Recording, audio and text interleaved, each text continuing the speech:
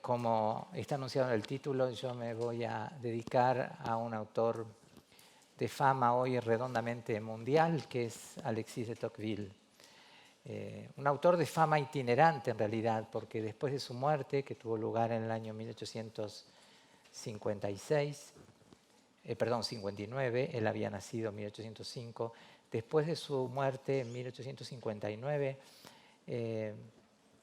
Tocqueville cayó en un largo olvido.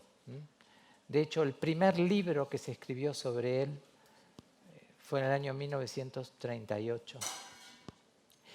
Y en realidad la divulgación de su obra comenzó a crecer recién a partir de los años 50, cuando un autor francés también muy famoso llamado Raymond Aron lo convirtió en una suerte de autor cotidiano. A fines de los 80 se redescubrieron muchos de sus escritos, correspondencias, etc. Y con ocasión del bicentenario de su nacimiento en el año 2005, puede decirse sin temor a exagerar que Tocqueville se convirtió en una industria por la cantidad de libros, papers, jornadas, congresos, reediciones de sus obras, etc., que surgieron a partir de esa efemérides. Si tuviéramos que hablar enteramente de su obra, eso llevaría a un seminario completo, de manera que yo voy a ceñir la exposición solamente a su obra, quizá no la mejor, pero sí la más divulgada y conocida, que se llama De la democracia en América, una obra en 2 volúmenes, el primero publicado en 1835, el segundo en 1840. Antes de hablar de esa obra y específicamente del tema que nos convoca, que es un tema que recorre toda esa obra, quiero dedicar 5 minutos nomás a algunos datos biográficos que, sobre todo para aquellos de ustedes que no estén familiarizados con el autor, pueden servir de utilidad. Tocqueville era un francés, miembro de una familia noble, que había perdido muchas de sus cabezas, lo digo literalmente porque se las habían cortado en la Revolución. De hecho, sus propios padres estuvieron a punto de perder la vida después de 11 meses de esperar su ejecución. Tuvieron la suerte de que días antes de que fueran ejecutados cayó el gobierno Robespierre y de esa manera pudieron concebir a Alexis de Tocqueville. Él se dedicó a los estudios jurídicos, llegó a ser juez y en ese momento, ya con un cargo de juez, en el año 1830 se produce un acontecimiento muy importante en Francia, que fue la llamada Revolución de 1830, la Revolución de Julio, que terminó con que puso fin a la rama primogénita de los Borbones y trajo una nueva dinastía, Luis Felipe de Orleans, que gobernó hasta el año 48. Ese acontecimiento fue muy importante en la vida de Tocqueville. ¿Por qué? Por varias razones, pero la principal de ellas es que lo movilizó a proponerle al Ministerio Público francés la realización de un viaje a los Estados Unidos para realizar allí in situ un estudio sobre el funcionamiento del sistema carcelario. La realidad es que esto era más bien un pretexto que le podía servir de pasaporte para ir al viaje y cruzar el Atlántico, pero en realidad la verdadera intención del viaje era conocer cómo los norteamericanos se las habían arreglado para evitar justamente esto, esta tensión entre la democracia, la libertad, en los principios de la democracia, los principios del liberalismo, que en Francia no tenían, desde la Revolución Francesa en adelante, no habían mantenido una relación amigable. Va con un amigo, también juez, se instalan por 9 meses, recorren buena parte del territorio norteamericano, incluso llegan a cruzar la frontera, van a Canadá, regresan y por un acontecimiento bastante fortuito, que no viene a caso aquí recordar para no quitar tiempo a la exposición, Tocqueville renuncia a la magistratura y se ve obligado a buscar un destino de sustitución. Quiere ingresar a la vida política, Un gran intelectual de la época le recomienda que no lo haga, que era muy joven para entrar en esas lides, que era preferible que se dedicara a escribir una obra importante para entrar a la vida pública ya como un autor consagrado. Y eso es precisamente lo que hace. Se dedica a redactar lo que va a ser el primer volumen de La democracia en América, que aparece en el año 1835 y que de la noche a la mañana a este joven autor, que apenas contaba 30 años, lo convierte en un autor de fama casi inmediata. Fueron muchas las cosas que se dijeron a propósito de la publicación de este libro. Solamente les menciono siquiera 2 testimonios muy elocuentes. Un tío abuelo de Tocqueville, famoso escritor francés, Chateaubriand, el autor de las Memorias de Ultratumba, entre otras obras, le envía una carta como consecuencia de la publicación de esta obra y le dice a su sobrino nieto: a partir de ahora se hablará de vos y yo seré olvidado.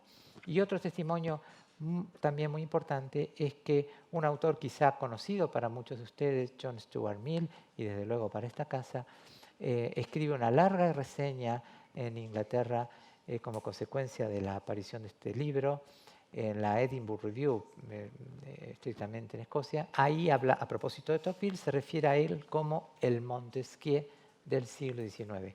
Traten ustedes de colocarse en ese contexto, ¿no? Imagínense ustedes escribiendo su primer libro, cualquiera de ustedes escribe un primer libro y de la noche a la mañana ya lo están comparando con Montesquieu, o con Maquiavelo, o con Aristóteles, etc. Y a los 5 años escribe el segundo volumen.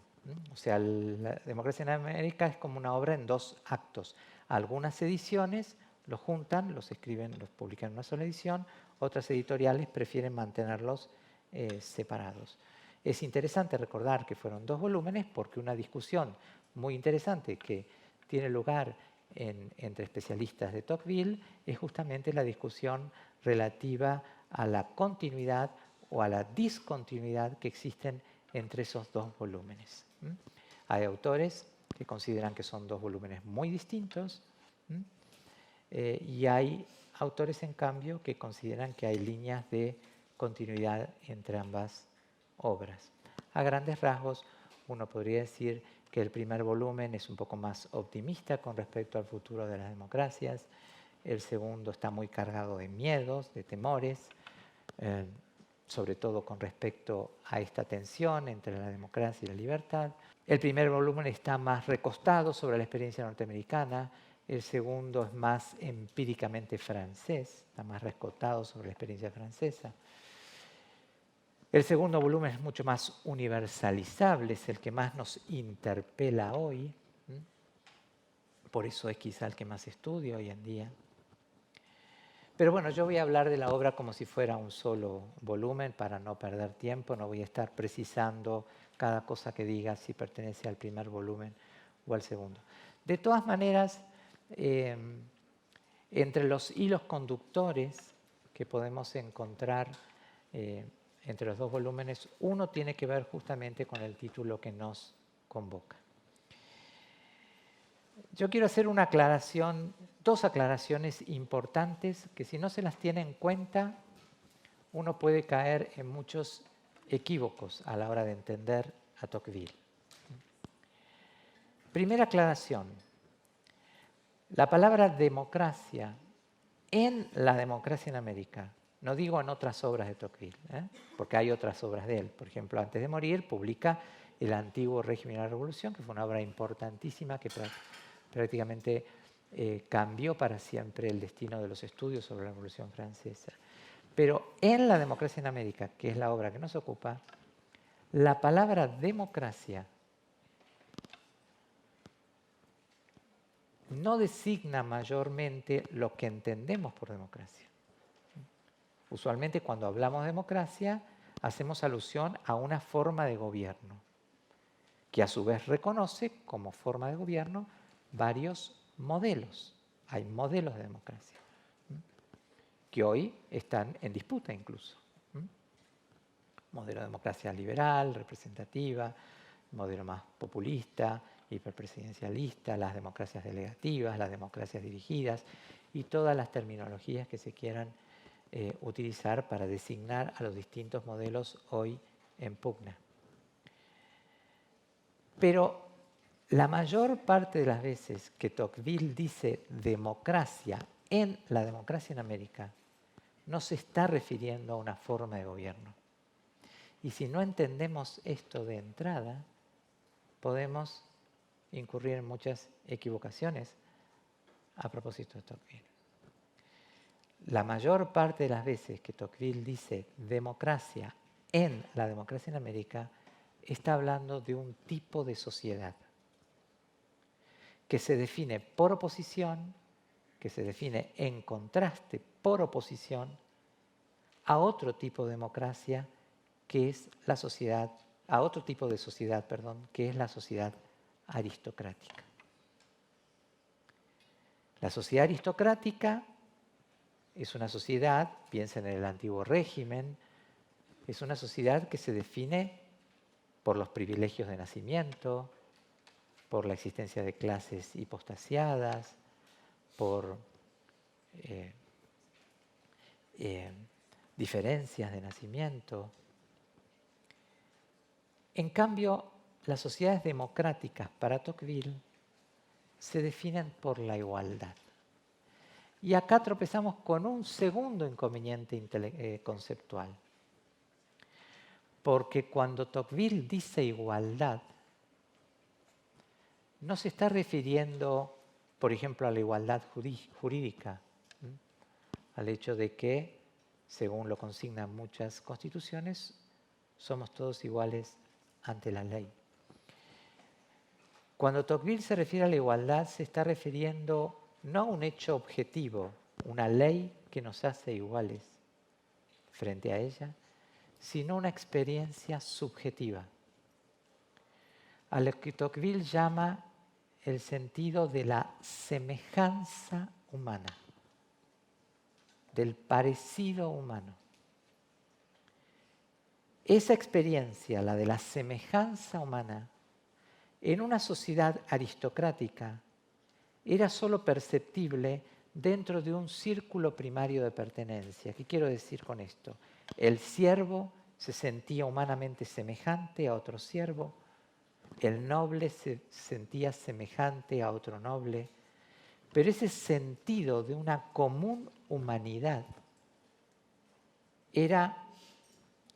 no podía franquear esos círculos primarios, porque el abismo que existía entre el noble y el siervo era enorme.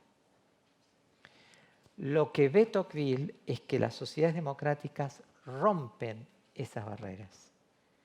Son sociedades cuyo metabolismo propio es la movilidad, ascendente o descendente, pero son sociedades móviles.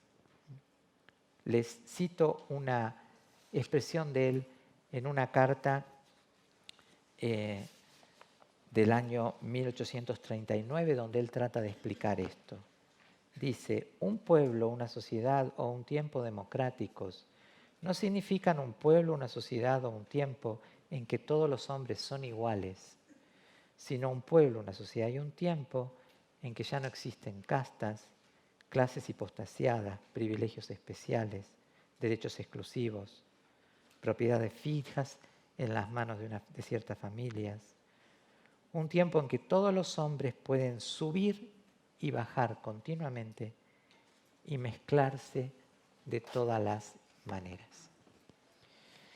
Entonces, la sociedad democrática es para Tocqueville una sociedad dominada por ese sentimiento subjetivo de la igualdad, por ese sentido del parecido o de la semejanza humana, que para él no es algo que aparezca de la noche a la mañana en la historia, sino que es algo que se revela a sus ojos bajo la forma de una tendencia subyacente, de largo plazo, que para él se viene gestando desde hace muchos siglos y que de a poco va minando los cimientos de la sociedad aristocrática. Por eso él habla al comienzo de su obra del progresivo avance de la igualdad. Una tendencia subyacente en la historia que de a poco va desplazando a la sociedad aristocrática, hasta precipitarse esa tendencia, en el caso francés, con la Revolución. Y la propia familia de Tocqueville fue testigo inmediata de ese desplazamiento, de un mundo aristocrático al que pertenecía esta familia a un mundo democrático. Entonces, esa es una primera aclaración que hay que tener en cuenta. Y la otra, ya relativa a los Estados Unidos, es que Tocqueville, el análisis que él hace, tiene que ver con las instituciones, las costumbres, la cultura política, etcétera, prevaleciente en la población blanca. Es decir, él llega a un país ya independiente, pero con muchos estados esclavistas y donde la discriminación racial era muy profunda, no solo en los estados esclavistas, sino aún en los estados que ya habían abolido la esclavitud. Y él es testigo de eso y dedica el capítulo más largo de la democracia en América, medido en páginas, a ese tema. Es el capítulo final del primer volumen. O sea, no fue indiferente a la cuestión de la discriminación racial, al contrario. Y sus pronósticos al respecto fueron muy duros. Fueron pronósticos plagados de muy tristes y luctuosos presagios sobre el futuro incluso de la discriminación racial. Pero él deja ese tema para el final porque justamente este tema es el hecho no democrático por antonomasia de la obra. Entonces, de alguna manera es como si le complicara el argumento y prefiere posponer para el final del primer volumen el análisis de este tema. ¿Está claro hasta acá? Entonces, democracia es un tipo de sociedad que desplaza a la sociedad aristocrática, que está dominada por una pasión muy fuerte, que es la pasión por la igualdad, y que no se sabe a ciencia cierta hacia dónde conduce. O sea, cuando Tocqueville mira hacia atrás, él sabe que el mundo marcha hacia el fin de las sociedades aristocráticas. Pero cuando él mira hacia adelante, esa certeza se convierte en incertidumbre. Ese sendero tan claro se le convierte en una encrucijada. Porque si él sabe que el mundo del mañana ya no va a poder ser más aristocrático, lo que no sabe es si ese mundo va a ser un mundo libre o va a ser un mundo despótico. Y ese interrogante que preside la obra la recorre por entero. En una de las primeras páginas del primer volumen, Tocqueville se pregunta a sí mismo, ¿a dónde vamos? El mundo ya no va a ser más aristocrático. ¿Va a ser libre o va a ser despótico? Bueno, ya eso dependerá de muchos factores, de las instituciones que prevalezcan, de las leyes que nos demos, de nuestra propia cultura política, etc. Y ahí está la autonomía de la decisión humana en juego. Si uno quiere, si alguno de ustedes está familiarizado en la obra de Hobbes, va a entender claramente lo que digo. Si nos valemos de categorías hobbesianas, uno podría decir que el hecho natural de su argumento es ese progresivo avance de la igualdad, como en Hobbes es la guerra. Y que el hecho artístico, lo que pone la capacidad de construcción humana del arte, es justamente la libertad.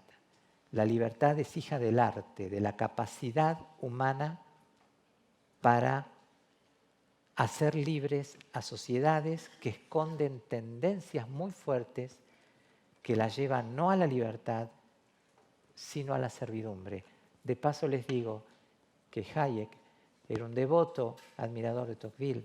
De hecho, la Mont Pelerin Society quiso llamarse, a impulsos de Hayek, Sociedad Acton Tocqueville, pero no tuvo suficiente quórum para darle ese nombre y finalmente se llamó de otra manera. Y el propio Hayek ha contado que el nombre de su obra famosa de 1948, Camino de Servidumbre, esa expresión es una expresión que él toma de un discurso de Tocqueville, inspirando el título de la obra. Así termina la obra. Empieza planteándose ese interrogante y termina el último capítulo de todos, del segundo volumen de 1840, retomando ese interrogante y mostrándonos esa incertidumbre hacia el mañana, cuando Tocqueville dice: el pasado ya no alumbra el porvenir, el espíritu camina entre tinieblas. El pasado ya no alumbra el porvenir, el espíritu camina entre tinieblas. Es decir, ¿a dónde vamos? Pero bueno, hay que confiar en la capacidad humana para torcer ese camino de servidumbre y desviarlo hacia un camino de libertad. Así termina la obra. Permítanme compartir con ustedes sus últimas líneas. La providencia no creó al género humano ni enteramente independiente ni enteramente esclavo. Cierto que alrededor de cada hombre trazó un círculo fatal del que no puede salir, pero dentro de sus vastos límites el hombre es poderoso y libre. Lo mismo puede decirse de los pueblos. Las naciones de nuestros días no pueden impedir la igualdad de condiciones en su seno. Acuérdense lo que él entiende por igualdad, pero de ellas depende que la igualdad los lleve a la servidumbre o a la libertad, a la civilización o a la barbarie, a la prosperidad o a la miseria. Una metáfora, ya que Yolanda recordó un título mío sobre Ortega, muy orteguiana, ¿no? Esta es la del círculo fatal, ¿no? ¿Qué dice Tocqueville? Que vivimos dentro de cierta fatalidad, ¿no? Hay cosas que nos son dadas en la vida. Nadie elige el país donde nace, por ejemplo.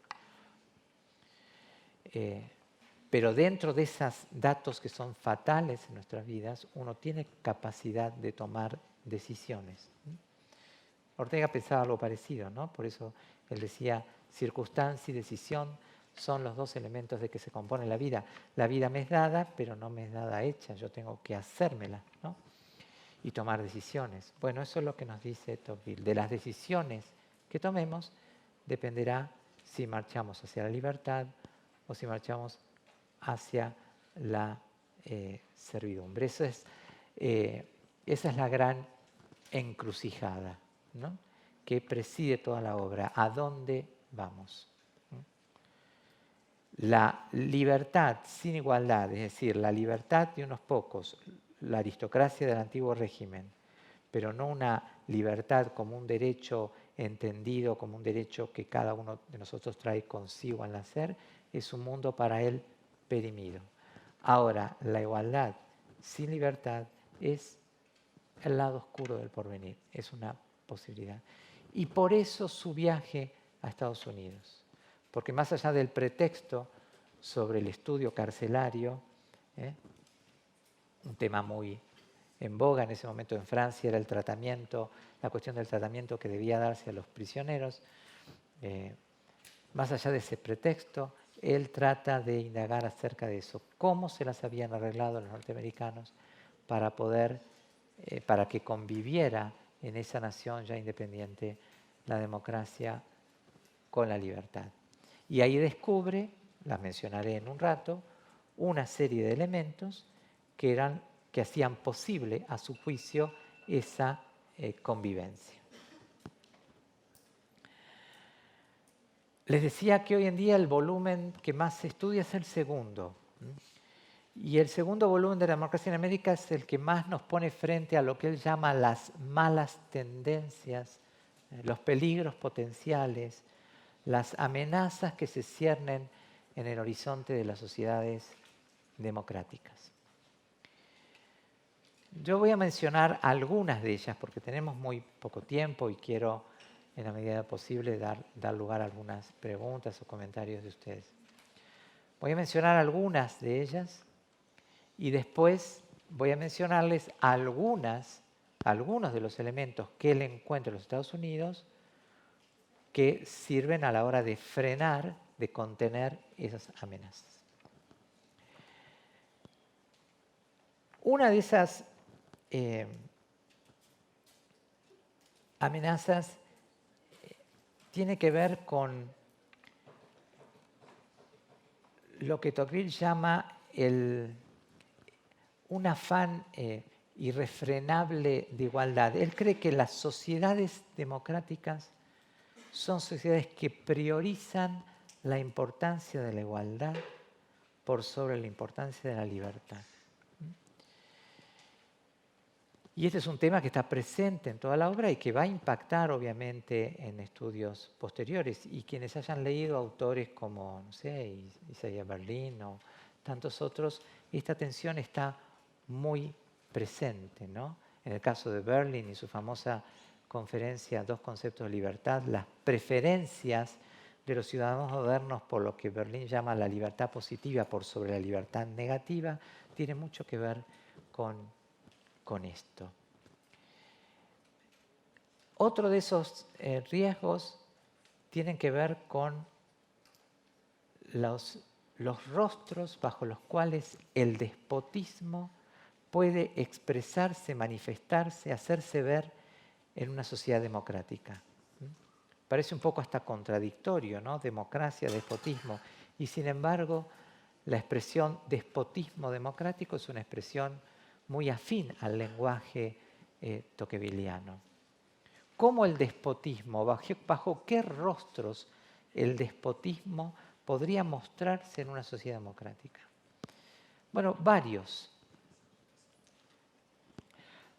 Uno de esos rostros tiene que ver con una experiencia que fue muy propia del primer cuarto del siglo XIX francés, que es la experiencia napoleónica. Traten de ubicarse en ese contexto. Hoy la ciencia política, si hay acá alumnos de políticas, de abogacía o de estudios internacionales, a lo mejor están familiarizados con estos conceptos. Hoy estas disciplinas conocen términos como para designar esto que voy a mencionar ahora, pero en esa época no existía una expresión para designar.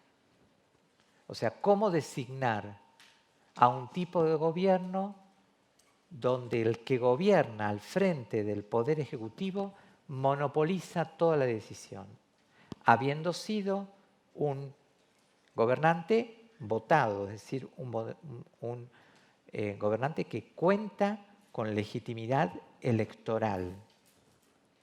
Bueno, hoy la ciencia política tiene expresiones para designar eso.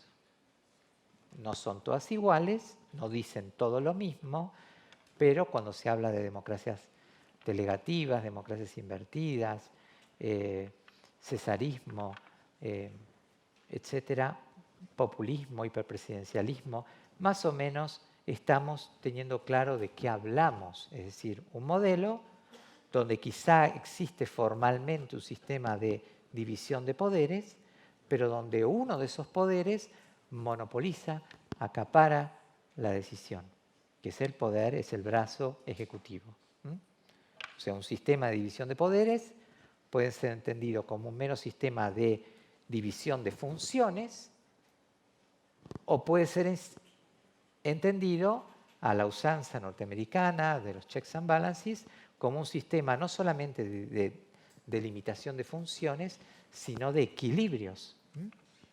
¿Se entiende lo que digo? Cuando Montesquieu, que es un poco el padre de la criatura, decía le pouvoir, el poder detiene al poder, no estaba hablando de un sistema donde hay poderes o funciones divididas, ejecutiva, legislativa y judicial. Estaba hablando de un sistema donde además esos poderes se frenaban entre sí. Bueno, a la luz de la experiencia napoleónica, Tocqueville cree que uno de los riesgos de las democracias es esa tendencia al ejecutivo a monopolizar la decisión, a ejercer un tipo de gobierno que hoy llamaríamos hegemónico, donde los otros poderes, legislativo y judicial, son vistos como apéndices, de alguna manera, del poder ejecutivo. Como él no tenía una terminología técnica en esa época para designar esto, a esa posibilidad él la llama el despotismo de uno solo. Pero no estoy hablando de la tiranía de los césares, estoy hablando de un régimen que cuenta con legitimidad electoral. Estoy hablando de un modelo donde esa figura es votada. Pero una vez que es votada, usurpa las atribuciones de los otros poderes y hegemoniza la decisión. La experiencia latinoamericana, sobre todo, está plagada, y ni qué decir tiene mi país, de retratos de esta índole. Otro de los rostros del despotismo en una sociedad democrática tiene que ver con lo que Tocqueville llama la tiranía o la omnipotencia de la mayoría, que se puede ejercer desde el brazo ejecutivo o desde el brazo legislativo, pero que en cualquier caso es un modelo donde las minorías no son contempladas, toda la decisión es tomada por la mayoría y los derechos de las minorías terminan conculcados. Él cree que incluso en la propia sociedad norteamericana este es un riesgo potencial, puesto que en definitiva todos los poderes emanan de una misma fuente, que es el pueblo. El pueblo reina sobre los destinos de este país como Dios gobierna sobre el universo, dice Tocqueville.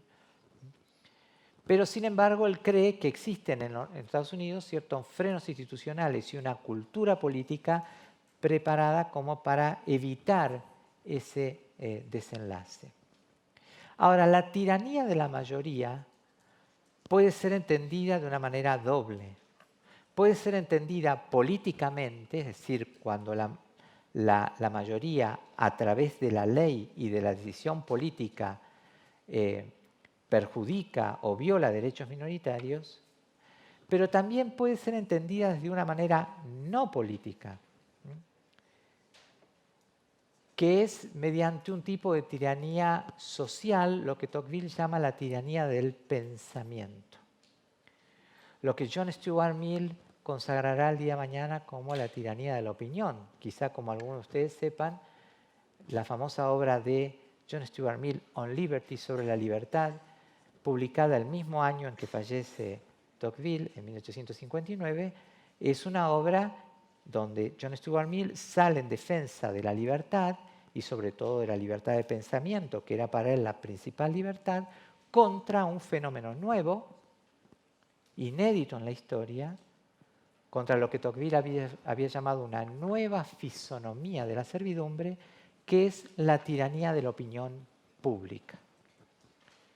Una cosa es la tiranía que se ejerce desde la ley, desde la decisión política, y otra es otro tipo de tiranía que se ejerce desde el bullying social, desde la opinión pública, desde las modas imperantes, que impiden la libre expresión también, inhiben de las expresiones minoritarias. Este aporte que hace Tocqueville a propósito de lo que él llama la tiranía del pensamiento es muy importante. Autores quizá conocidos también por ustedes, como Habermas, por ejemplo, el famoso filósofo alemán, o una socióloga alemana muy importante en los años 70, Elisabeth Noel Neumann, la autora de una obra que se llamó La espiral del silencio, recogieron esta enseñanza de Tocqueville. De hecho, ¿alguien escuchó ese título aquí? ¿La espiral del silencio? ¿Alguien? ¿No?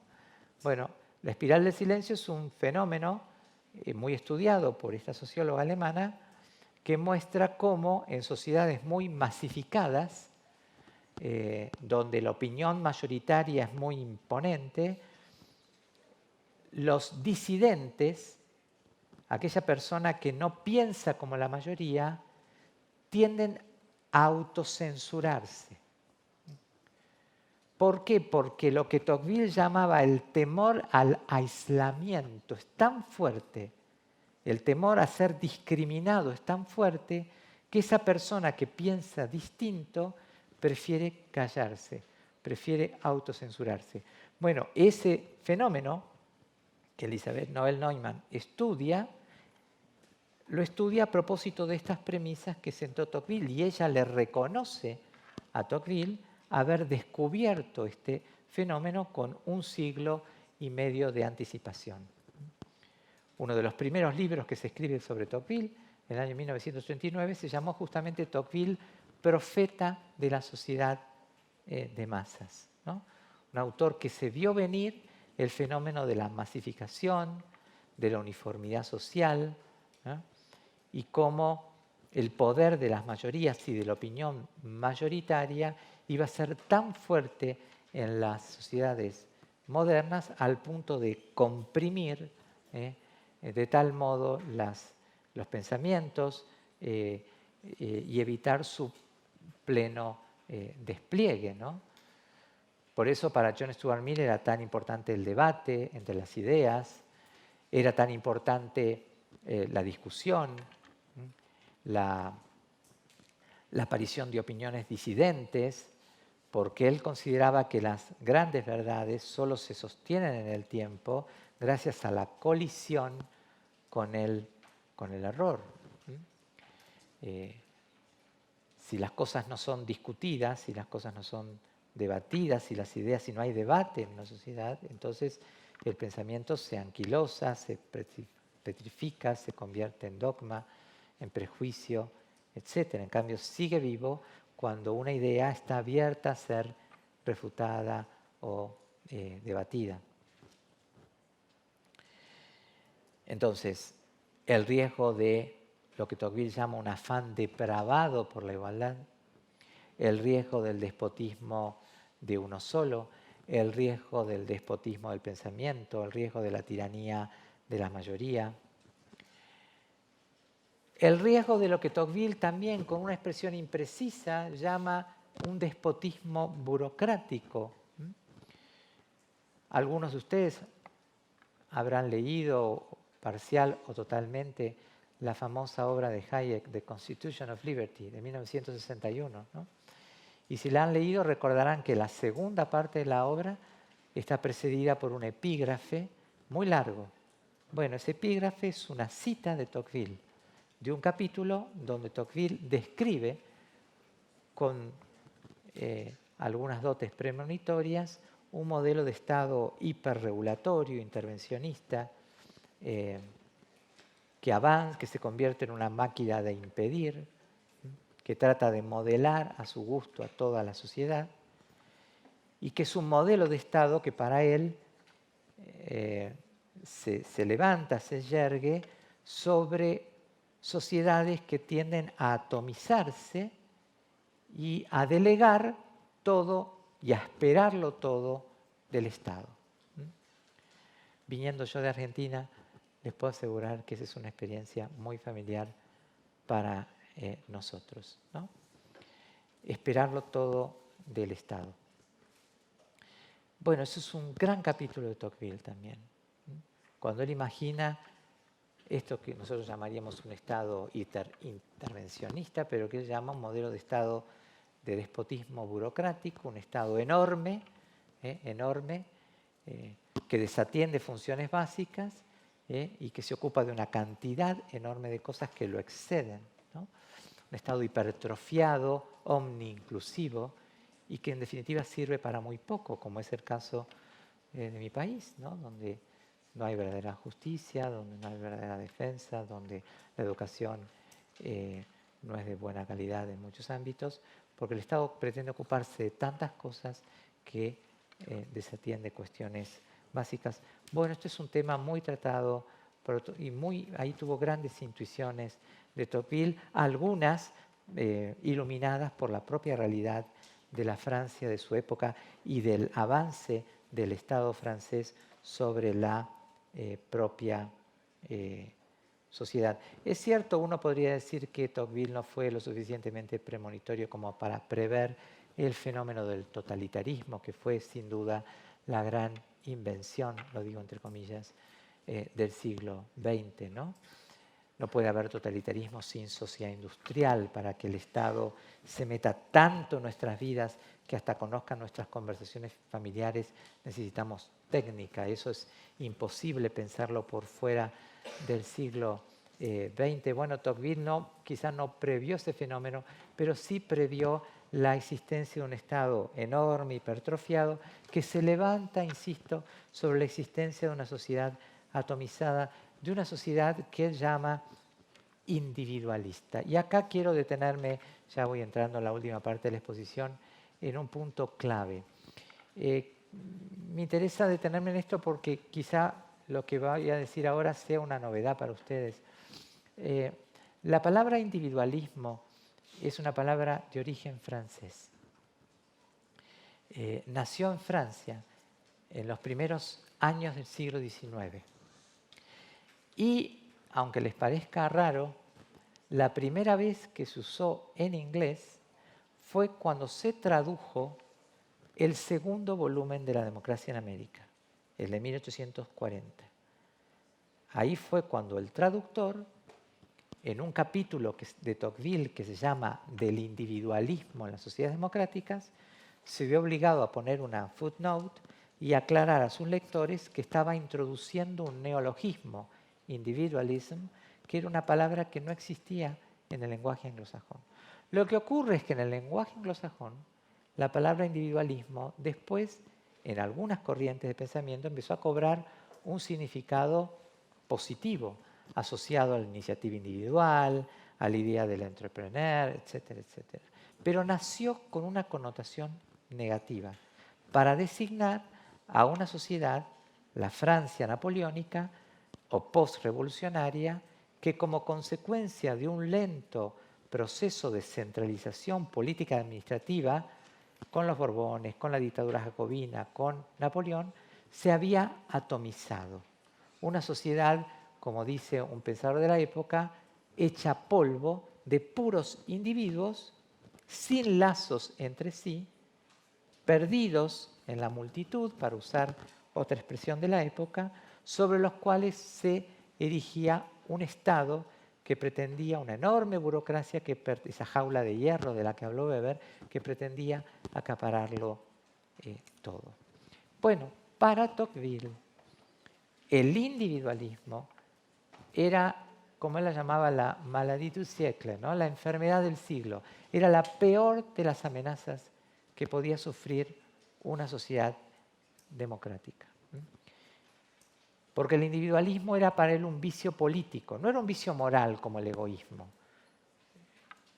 Una cosa es un vicio moral, preferirse ante todo, eso es egoísmo. Y otra cosa es un vicio político, el individualismo, que no tiene que ver con esa preferencia, ese preconcepto que tenemos sobre nosotros mismos, sino con el desinterés por las cuestiones públicas. Una persona puede ser no egoísta, puede ser muy generosa en el plano familiar, de sus amigos, empleados, etc., y sin embargo ser muy individualista, porque es una persona que se ha replegado y ha reducido el mundo a su familia, sus empresas, sus negocios, sus estudios, etc., olvidándose de los destinos de la sociedad más grande de la que él forma parte.